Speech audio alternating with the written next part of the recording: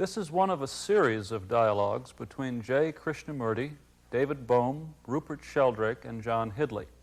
The purpose of these discussions is to explore essential questions about the mind. What is psychological disorder, and what is required for fundamental psychological change? J. Krishnamurti is a religious philosopher, author, and educator who has written and given lectures on these subjects for many years. He has founded elementary and secondary schools in the United States, England, and India. David Bohm is professor of theoretical physics at Birkbeck College, London University in England. He has written numerous books concerning theoretical physics and the nature of consciousness. Professor Bohm and Mr. Krishnamurti have held previous dialogues on many subjects. Rupert Sheldrake is a biologist whose recently published book proposes that learning in some members of a species affects the species as a whole. Dr. Sheldrake is presently consulting plant physiologist to the International Crops Research Institute in Hyderabad, India. John Hidley is a psychiatrist in private practice who has been associated with the Krishnamurti School in Ojai, California for the past 6 years. In the culture, there are conflicting points of view about the proper approach to dealing with one's own or others' psychological problems. And the underlying principles from which these approaches are drawn are in even greater conflict. Without invoking a narrow or specialized point of view, can the mind, the nature of consciousness, its relationship to human suffering, and the potential for change be understood? These are the issues to be explored in these dialogues.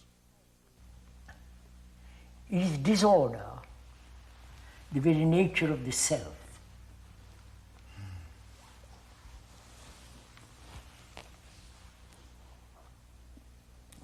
Why do you say that? Why do you ask that? Is it the nature of the self? Isn't the self, the me, the ego, Yeah. whatever word we like to use, isn't that divisive? Isn't that exclusive, isolating process, this self-centered activity which causes so much disorder in the world? Isn't that the origin, the beginning of all disorder? The origin being selfish activity. Yeah, self-centered activity at all levels of life. Yes, and certainly that's the way in which the patient comes in. He's concerned about his depression. Yes. Or his fear. His fulfillment, his joy, his suffering, his Yes. agony, and so on. It's all self-centered. Yes. So I'm asking, if I may, is not the self the beginning of all disorder?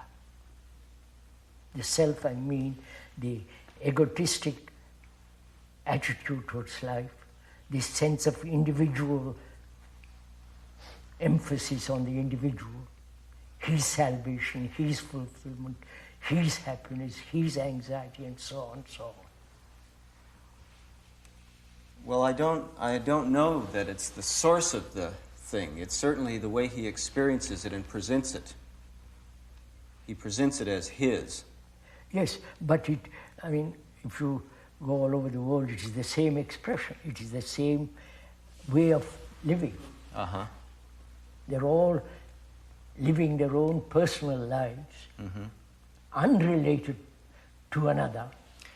Though they may be married, they may do all kinds of things, but they're really functioning from an isolated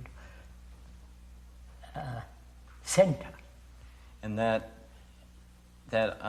center, that self, is the source of the difficulty in the relationship, and the difficulty that creates the symptoms. And I wonder if the psychologists have tackled that problem.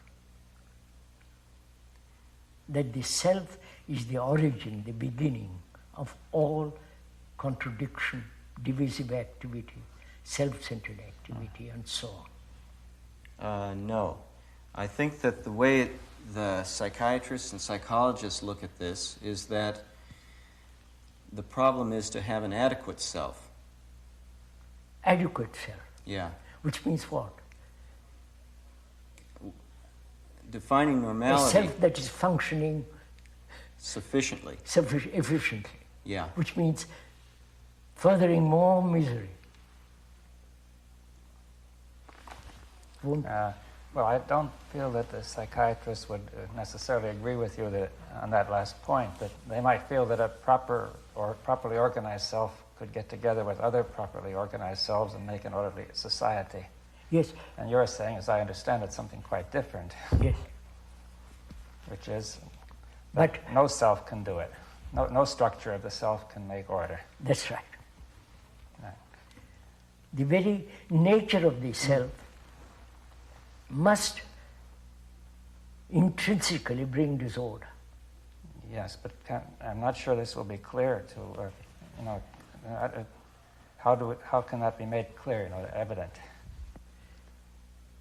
Well, sorry, it seems to me that this is the context is even broader than that of psychology.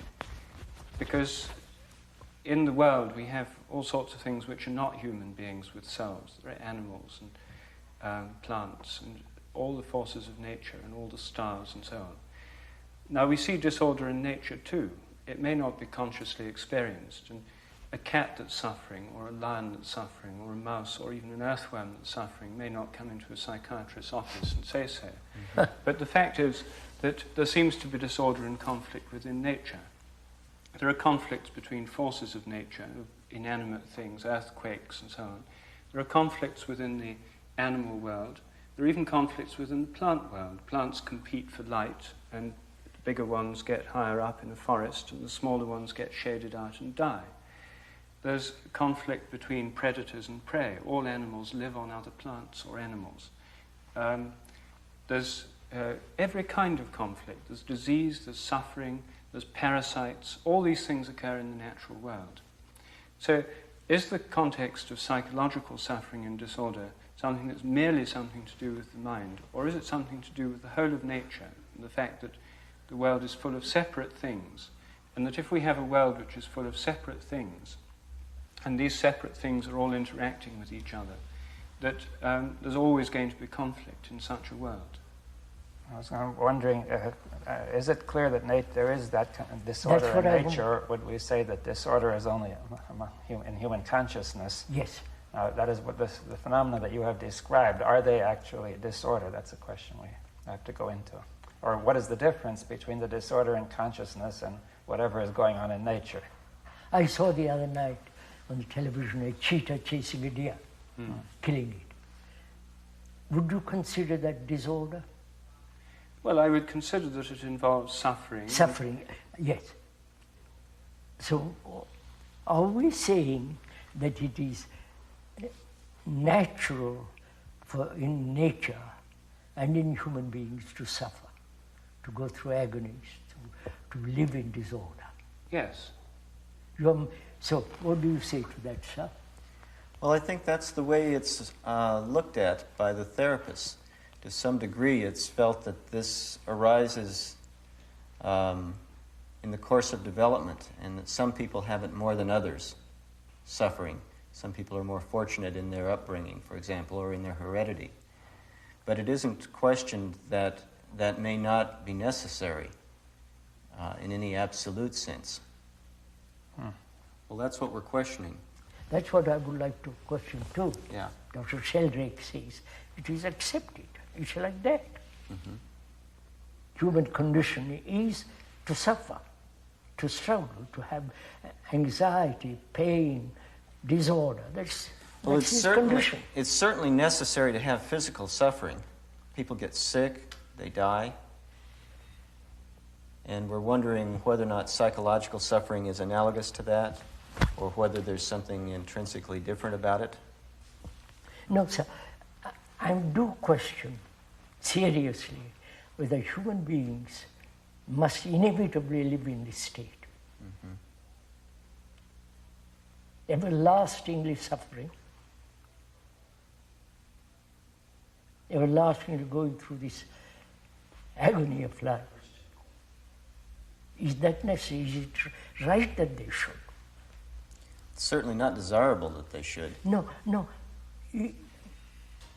If we accept that it's inevitable, as many people do, then there is no answer to it. Mm-hmm. But is it inevitable? Well, physical suffering is inevitable.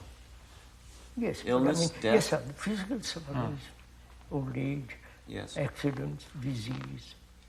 Maybe we increase the physical suffering because of our psychological problems. That's it. That's it. So a mother bearing babies, she goes through terrible time delivering them. Strangely, she forgets that pain. She's the next baby. Another baby. In India, as you know, mothers have about 7 or 8 children. If they remember the first agony of it, they will never have children. I've talked to several mothers about it. They seem to totally forget it. It's a blank after suffering. So, is there a activity in the psyche that helps the suffering to be wiped away? Recently, personally, I've had an operation, for minor operation. There was plenty of pain, quite a lot. And it went on considerably. It's out of my mind, completely gone. So is it the psychological nourishing of a remembrance of pain, you follow? Which gives us a sense of continuity in pain. So you're saying that perhaps the physical suffering in the world is not the source of the psychological suffering, but that the psychological suffering is an action of its own. Yes, that. You've had toothache, I'm sure. Yes, I've You've forgotten it. Why? If we accept pain is inevitable, suffering is inevitable, you must continue with it. You must sustain it. No, we have to accept that it's inevitable that it happens sometimes.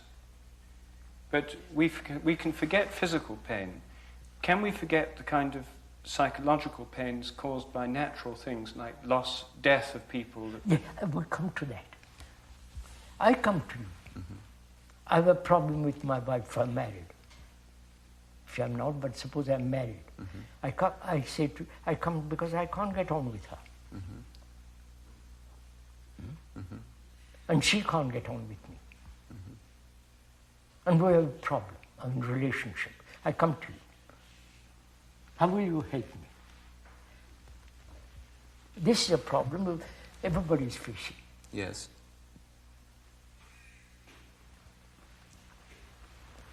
Either divorce or adjustment. And is that possible when each one wants to fulfill, wants to go his own way, pursue his own desires, his own ambitions, and so on? You're saying that the problem arises out of the fact that they each have their own interests at heart. No, it's not interest. It's like, so we are all terribly individualistic. Yes. I want my way and my wife wants her way. Deeply. And we see that our needs are in conflict for some reason. That's all. Right away you begin. After the first few days or few months of relationship, pleasure and all that soon wears off and we are stuck. Okay, that's the same problem then with the mother raising this child and making it her toy. Her needs are in conflict with the needs of the child. And please, perhaps you go on. No. The mother, her mother was also like that. Yeah. And the whole world is like that, sir. It's not the mother.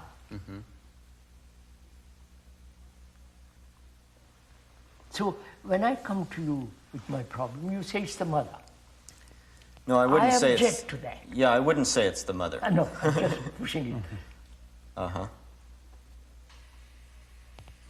You're saying that it's a much broader problem than... Much deeper problem. Okay. Then the mother didn't put the baby on the right pot or something. That's Yeah. nice. Right. That it appears that the needs are in conflict. No, I wouldn't call needs are in conflict. Basically, they are divisive, self-centered activity. Mm-hmm. That inevitably must bring contradiction and, the whole Mm-hmm. business of relationship and conflict. Mm-hmm.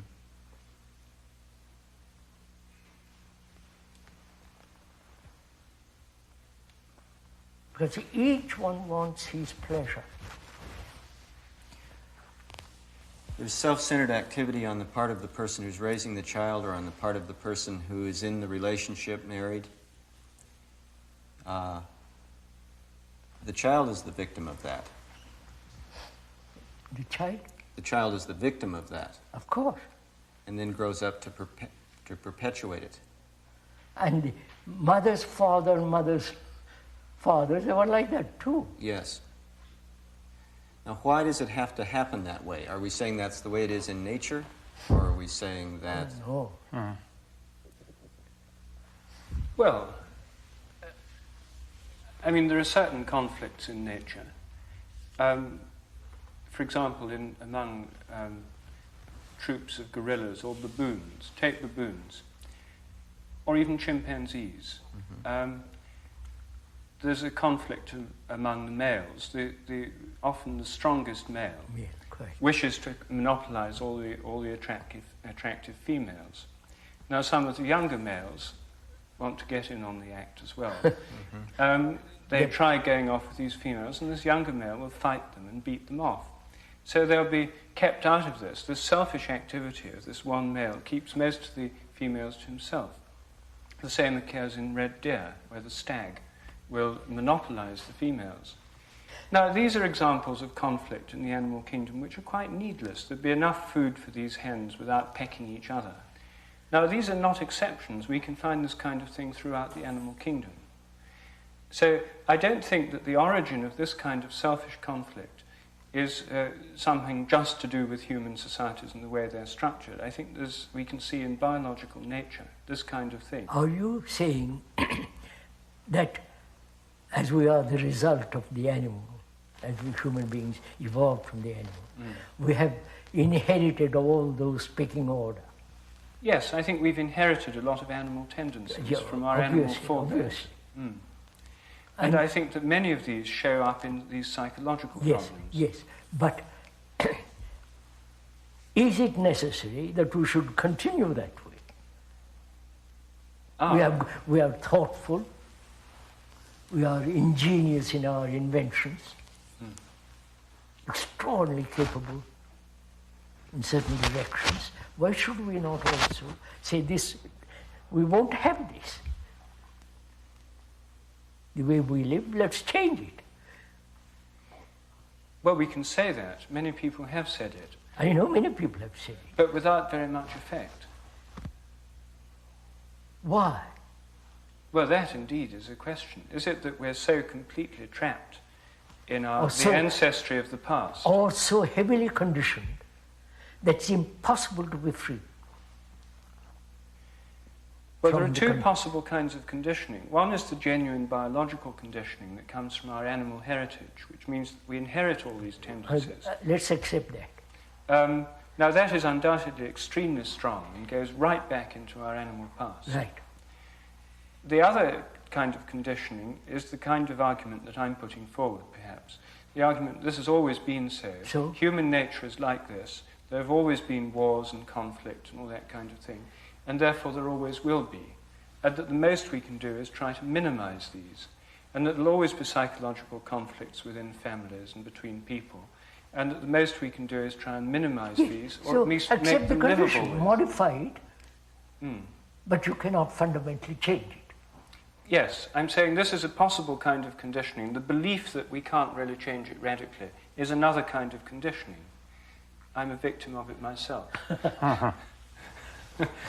So, I don't know if it's possible to get out of it. That's what I want to discuss. Mm-hmm. Whether it's possible to change the human condition Mm-hmm. and not accept it.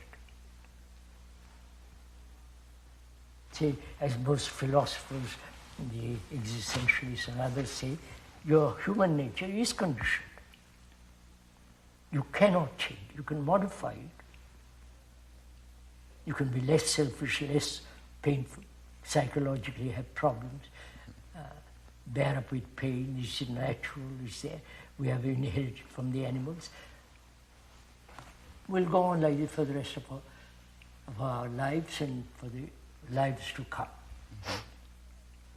Not reincarnation, the lives of other people's lives. It'll be our condition, human condition. Do we accept that? Or do we inquire, shall we inquire into whether it's possible to change this condition? Yes, I think we should inquire into that. If you say it cannot be changed, then the argument is over. All right, so I'll say that I don't know. No, not saying. No, I'd like it to be changed. I deeply want it to be changed. So I think that this question of inquiring into the possibility is extremely important. But one of my points, to go back to the conditioning point, is that a lot of this conditioning is deep in our biological nature.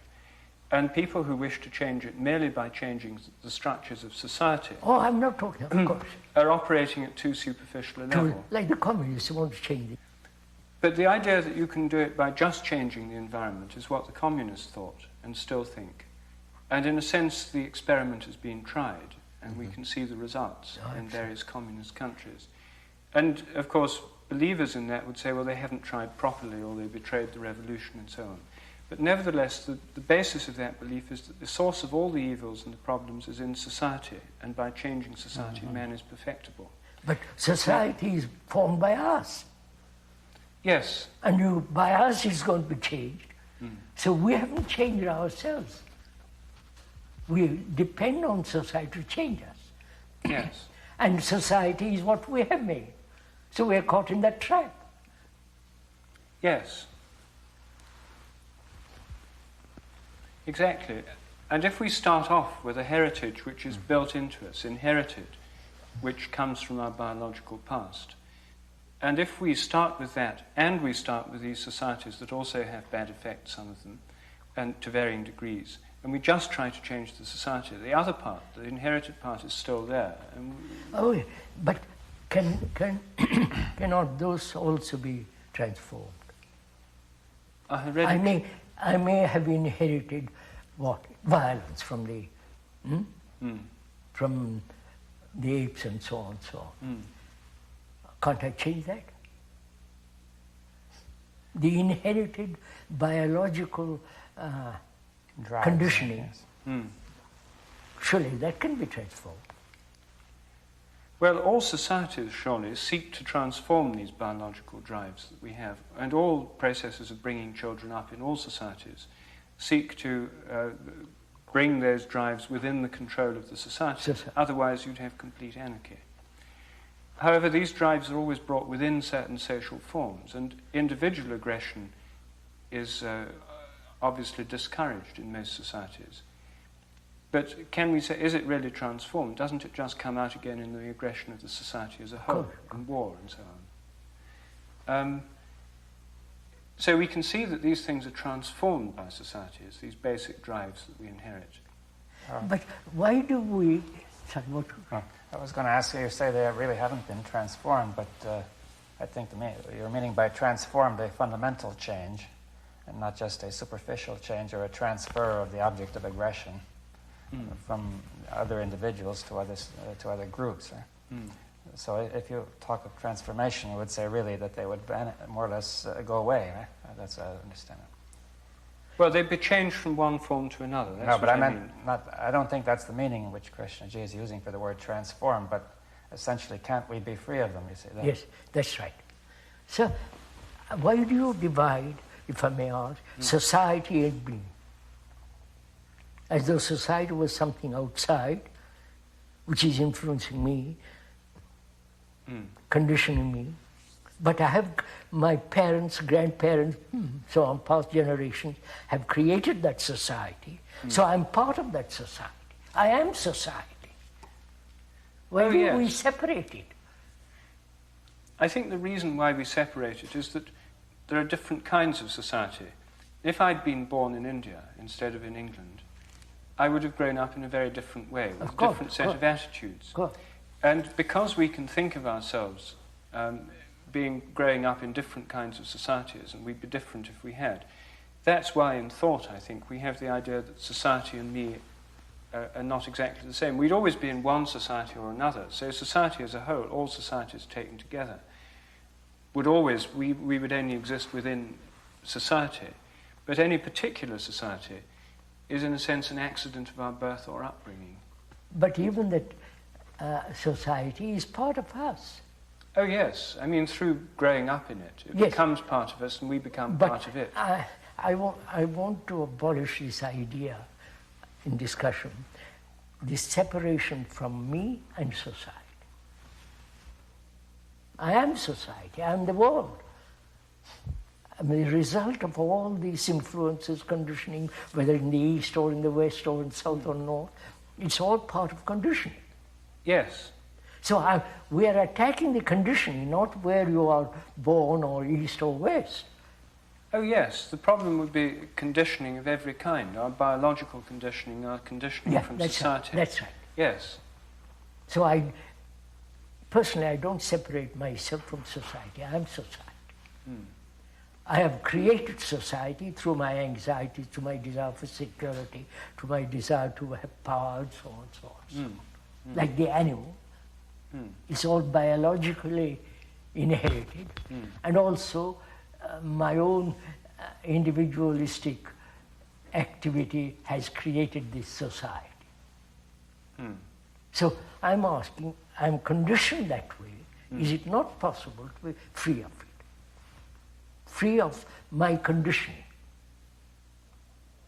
If you say it's not possible, then it's finished. Well, I would say first that it's not possible to be free of all of the conditioning. I mean, certain of it is necessary biologically, the conditioning that makes my heart beat, my lungs operate, and all that. That's why I admit all that. Now, then the question is, how far can you take that, the necessary conditioning? Dr. Hidley was saying, that's his whole point. I am conditioned to suffer, psychologically, right, sir? Yes. Or I'm conditioned to go through great conflict in my relationship with my wife or father, whatever it is. And you're saying, either we investigate into that and free ourselves from that, or accept it and modify it. That's right. And now, which is it, that's what I want, which is it as a psychologist you maintain? If I may put such a question to you. Yeah. Well, I think generally the approach is to attempt to modify it, to make the person, to help the patient make it work more effectively. Why?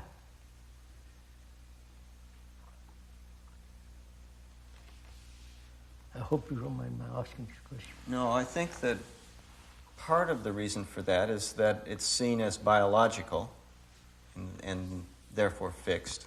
A person is born with a certain temperament. His drives are the drives of the animal. And I think also because it isn't clear to therapists that the problem can be dealt with as a whole. The problem it is clear that it can be dealt with as particulars.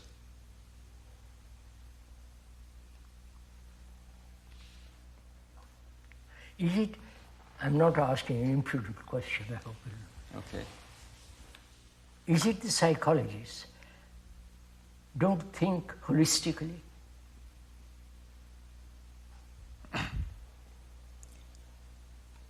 Are only concerned with solving individual problems? Yes, they are concerned with solving individual problems. So therefore they're not thinking human suffering as a whole. Right. A particular suffering of X who is very depressed. Right.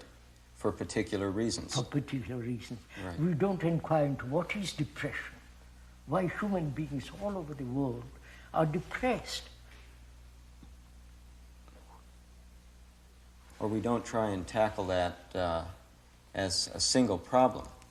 We try and tackle it with this particular individual who comes in. Therefore, you are still really, if I may point out, I may be wrong, Yes. you are emphasizing his particular suffering, and so sustaining it. Now, can we get clear on that? I come to you, Yes. I'm depressed, Yes. for various reasons which you know. Yes. And you tell me, by talking to me, Uh-huh. etc., the whole business of coming to you and all that, you tell me, my depression is the depression of the world. Yeah, I don't tell you that. I tell you that your Yeah, depression... that's what, when you tell me that, are you not helping me to carry on with this individualistic depression? And therefore, my depression, not your depression, Yes. is my depression, which I either cherish or want to dissolve. Yes. Which means I'm only concerned with myself. Yes. Myself, I come back to that. Yes, it's within the context of yourself. Self. Yeah. So you are helping me to be more selfish, if I may, Yes. more self-concerned, more self-committed. It is approached within the context of the self. But I would think that I'm helping you to be less self-concerned, because when you're not depressed, then you don't have to be self-concerned. You feel better and you're able to relate to people more. But again, on a very superficial level. Meaning that I leave the self intact. Intact. Yes. Yes, well, I feel that people generally wouldn't accept this, that the self is not there, you see, which is what you're implying, that the self is rather unimportant, but rather the assumption is that the self is really there and it has to be improved, you see. And if you say That's it, that's it. A certain amount of self-centeredness, people would say, is normal, Yes, sir. it's only to keep it within reason, right? Right. Now you're Modify selfishness, right? Continue with selfishness, Yes. but go slow. But I think you're saying something which Right. is very radical then, because very few people have entertained the notion of no self-centeredness. That's it. That's right. It isn't entertained. Maybe a few, but Yeah. For biological reasons and because of the universality of the phenomenon, well, and because it isn't even seen as relevant, really. I think most people feel that's the only way things are, and that's the only way. Yeah. That means status quo, modified status quo. Yeah. Yes. To me, that seems so irrational. But you must feel that it's possible to be different. You say at least more than feel, but in some sense there must be some reason why you say this, right? I see what? Why you feel so different from other people about it? It seems so practical, first of all. The way we live is so impractical. The wars, the accumulation of armaments is totally impractical. That wouldn't be an argument, you see, because people say, we all understand that, but since that's the way we are, there's nothing else is possible. You see, you really are challenging the notion that that is the way we are, or we have to be. I don't quite follow this. We are what we are. If people say we are individuals separate and there's nothing, we'll just have to fight and make the best of it. Yes. But you are saying that something different. I mean, namely, Yes. you're not accepting that. All right. Don't accept it, but will you listen? Will the people who don't accept it, will they give their minds to find out? Right? Right. Or say, please, we don't want to listen to you. Mm-hmm. This is what we think, buzz off.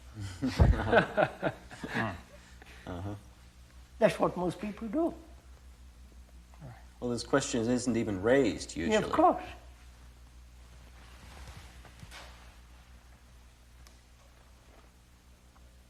Now, why do you think that the selfish activity isn't necessary? I don't know, sir. First of all,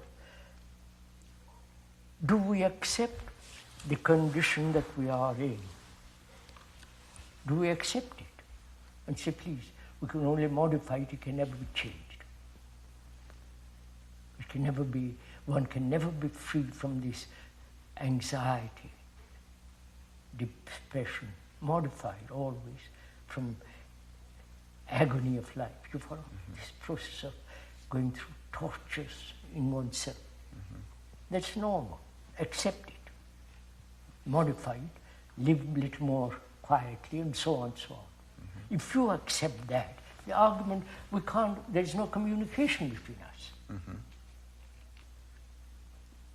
But if you say, I know my condition, I may tell me, let's just talk about whether one can be free from it.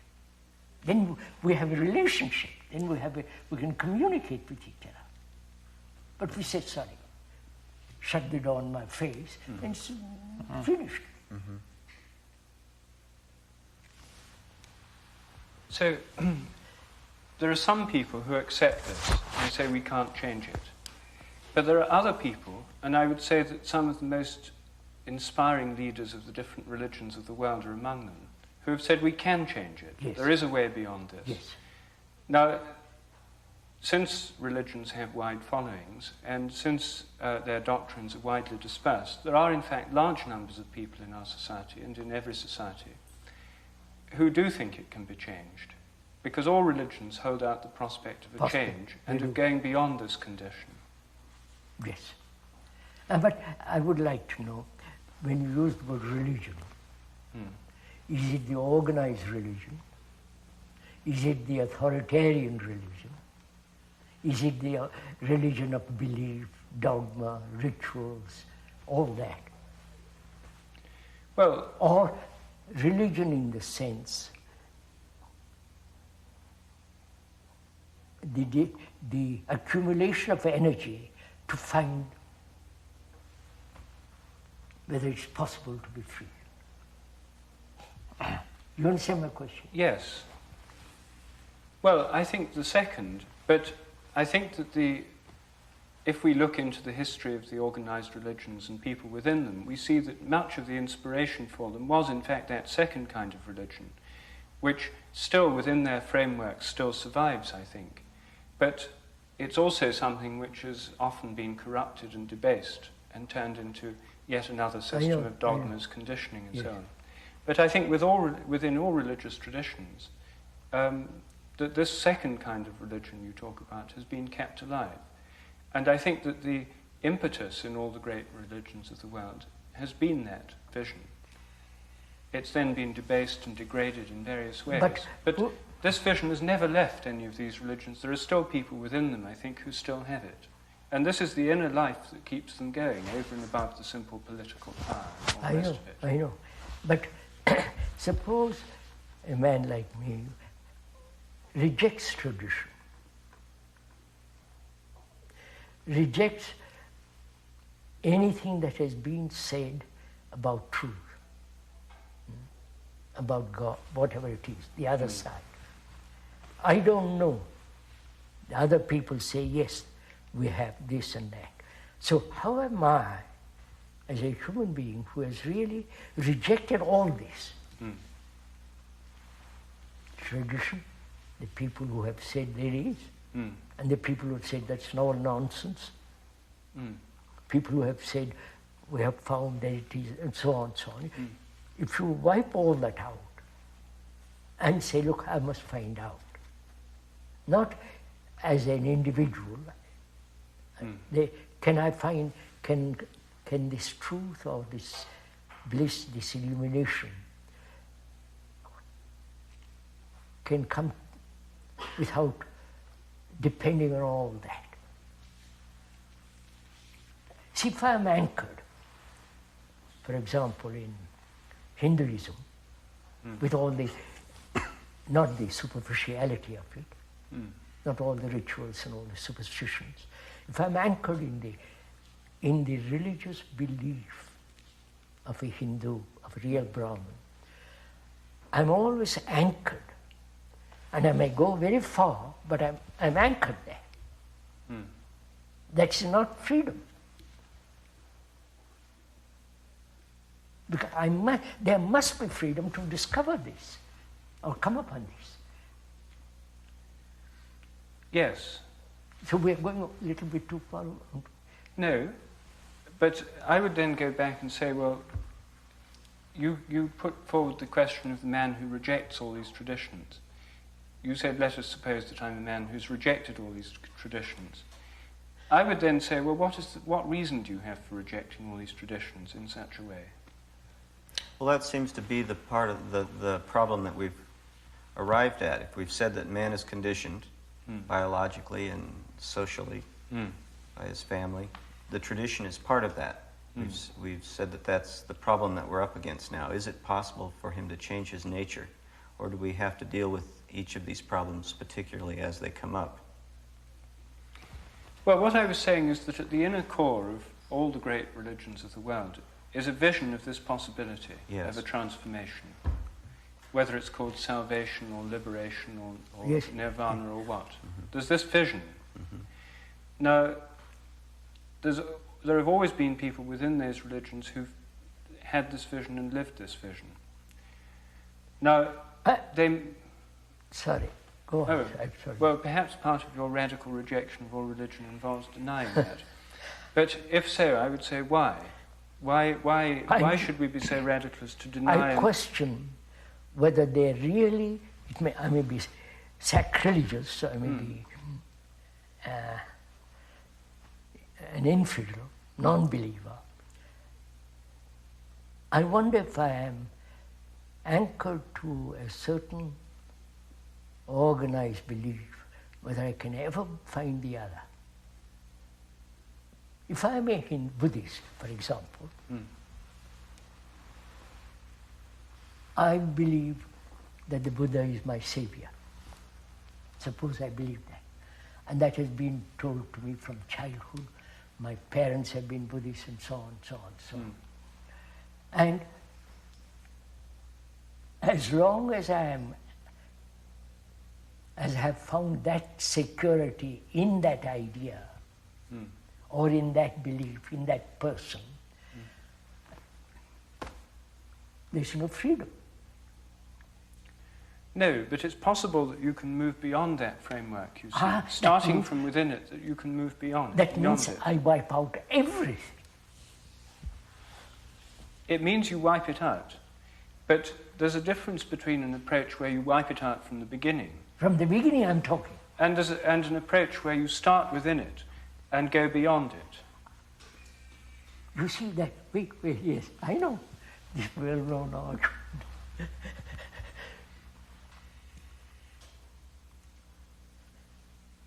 Which is important, breaking down all the barriers at the beginning, not at the end.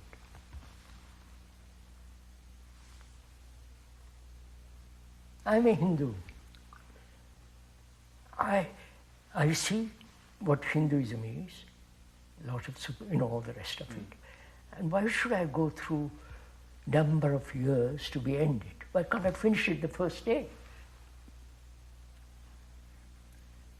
Because I think you'd have to reinvent and rediscover for yourself a great many things that you would be able to get through more quickly if you didn't. No, his question is, I am a living human being in relationship with him or with her. In that relationship, I'm in conflict. He says, don't go about religion and illumination and nirvana and all the rest of it. Transform this, live rightly here, then the door is open. Yes, but surely isn't that easier said than done? Uh-huh. Easier said than done. I mean, I know it's easier said than done, therefore, let's find out. Let me find out with him or with you or with her how to live in this world without conflict. Right, sir? That's what we're asking. Can I find out? Or is that impossible?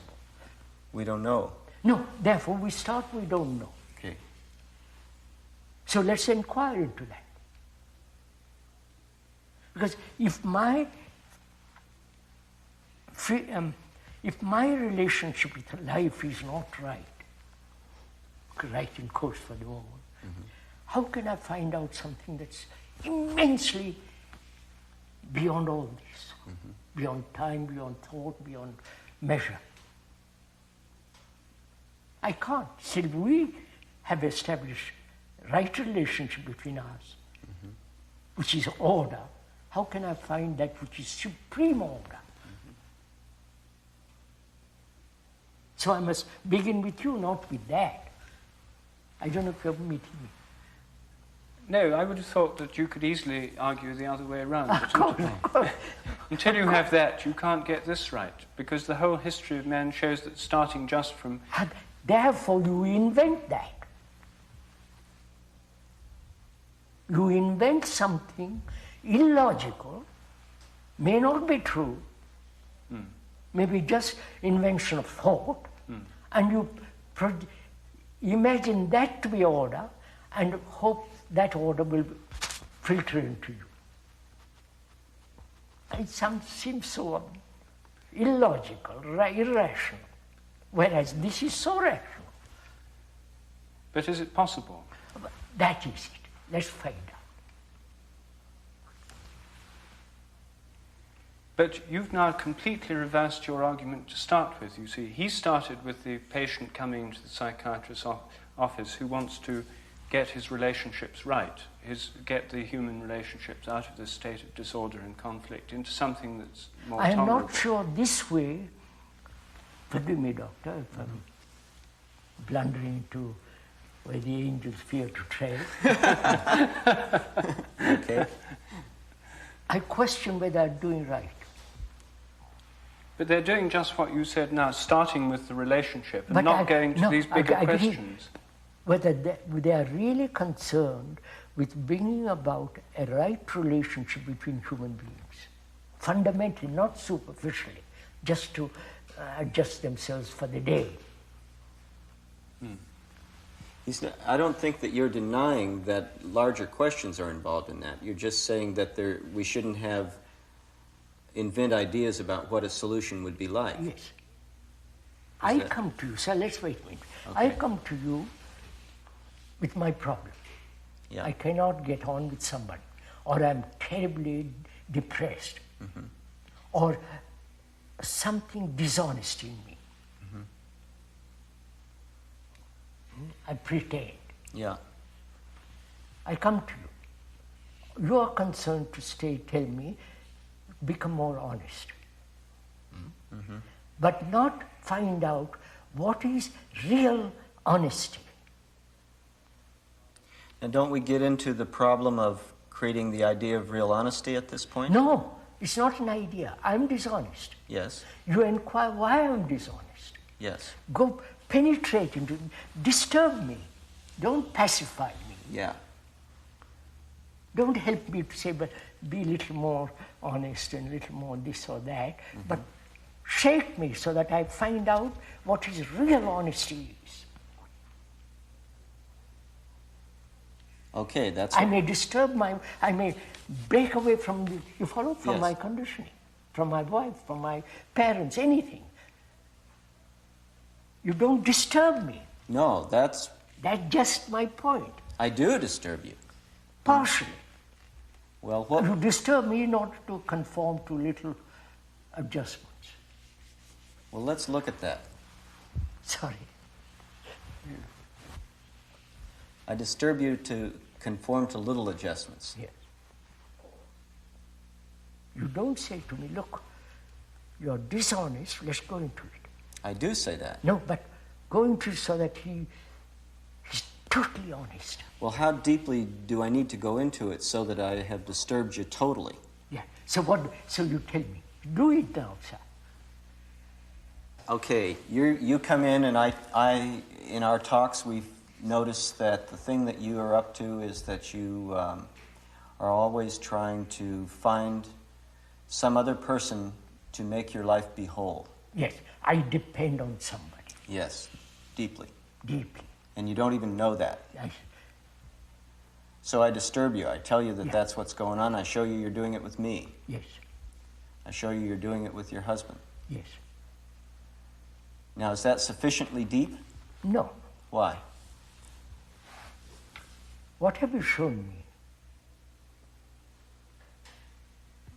A verbal picture. No, not verbal. Not verbal. Wait. Okay. A verbal picture, Yeah? an argument, a thing which tells me that I'm dishonest. Or whatever you tell me. That leaves me where? Well, if it's verbal, it just gives you more knowledge about yourself. That's all. Knowledge about myself. Yeah. Will knowledge transform me? No. No. Be careful, sir. Careful.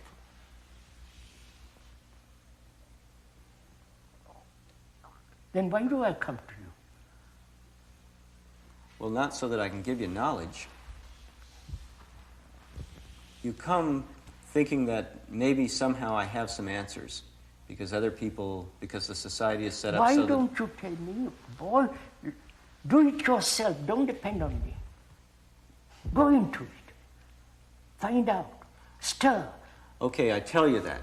I tell you, go into it yourself. And you say to me, I can't do I it. don't know what you're talking about. That's just it. Yeah. So how will you help me to go into myself and not depend on you? You understand my question? Yes. Please, I'm not the stage. The only actor.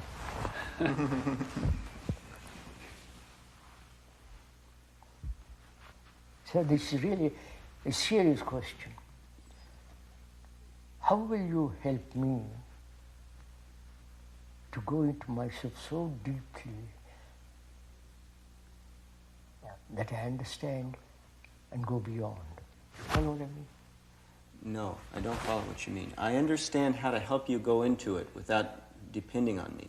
I don't want to depend on it. I don't want to depend on anybody. Okay, I can help you do that. We can discover together that you're depending on me, but I don't know how deeply this has to go. So you have to inquire into dependence. Okay? Why am I depending? Security. Yeah. Where is security? Is there such a thing as security? Well, I have these experiences as I grew up that taught me what security is. Yes, which is what? A projected idea, Yes. a principle, Yeah. a belief, a faith, a dogma, or an ideal, which are all projected by me or by you, and I accept those. But they are unreal. Okay. So can I push those away? Yes. And then you're not depressed. I'm dependent, and therefore I get angry, jealousy, all the rest of it. That dependence makes me attached, and that attachment is more. In that attachment, there's more fear, there's more anxiety, there's more. You follow? Yes. So, can you help me to be free, or find out what is true security? Is there a deep, abiding security? Not in furniture, not in a house, not in my wife or in some idea. Found deeply, is there such thing as complete security? Sorry, I'm keeping all this.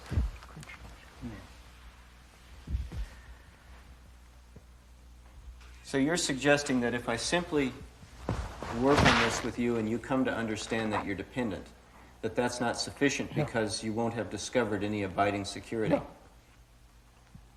Because that's all I want. I've sought security in this house, and it doesn't. There's no security. I've sought security in my wife. There isn't any. Then I changed to another woman, but there isn't any either. Then I find security in a church, in a God, in a belief, in a faith, in some other symbol. So you see what's happening? You're all externalizing, if I can use that word, giving me security in things in which there are no security, in nations, all the rest of it. Could you help us to find out if there is complete security which is unshakable? Are you suggesting this is one of our most fundamental needs and drives and activities? I should think so.